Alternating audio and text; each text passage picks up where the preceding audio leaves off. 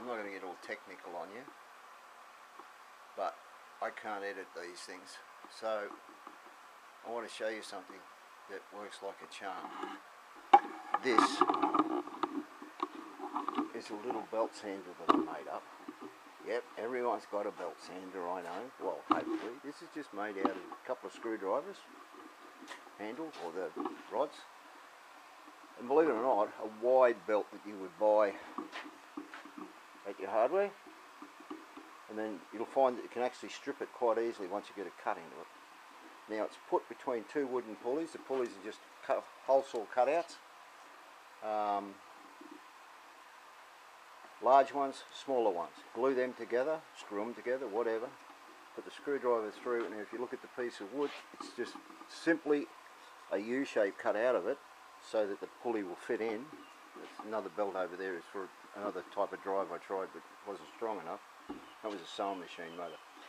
So then what I've done on the bottom screwdriver is hooked an electric drill, which is fair enough. Now, if you put this really tight, it's good for doing things, but if you put it really loose, then what you can do is you can actually guide this with something behind it into corners or crevices. Now I'm trying to make these pieces here, and I want them nice and fancy for half horns which are going on there. Now the problem is, if you look at this one,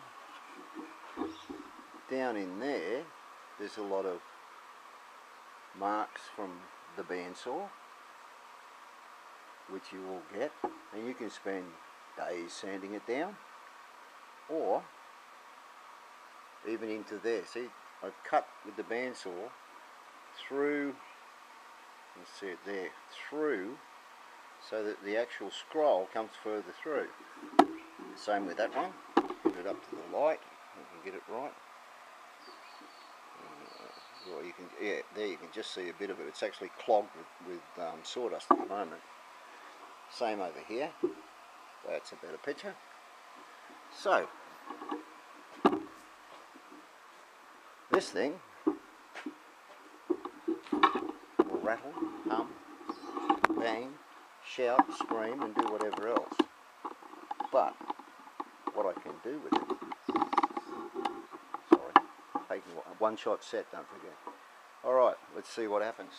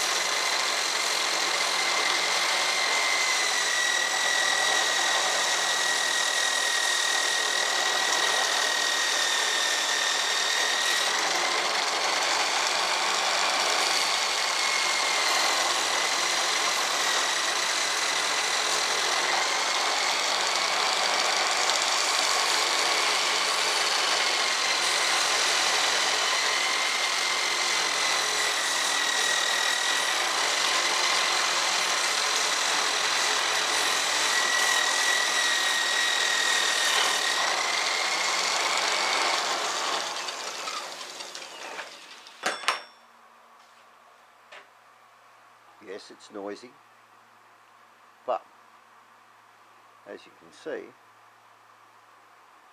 compared to what's around here and compared to what's in there, does a pretty good job. Now it's loose enough that if you get jammed, it'll come down here and that will break, because it's got a very low tolerance as to pressure when it jams up. I like to run at high speed, because at high speed it means that if there's an accident it happens quicker, and this is just pulled out of your hands. The flexibility is needed so that you can direct this blade. I probably would, if I was smart enough, I would have gone and got a bigger belt sander belt, and put a third pulley back over here somewhere, so that this one could be fully, because as you see when I go around those corners, I've got to watch where I'm hitting in behind there. But I can bring that back into there to sand all the way in. As it moves in, it'll sand, but it will move right back into that there. So just something round, steel, don't use plastic. Try plastic, all it does is burn. So plastic's no good. So much for the workshop knife. That's it, and it will get into smaller radius corners simply by bringing it down and through. You actually got to be careful, because it will tear it out, the timber work, quite quickly.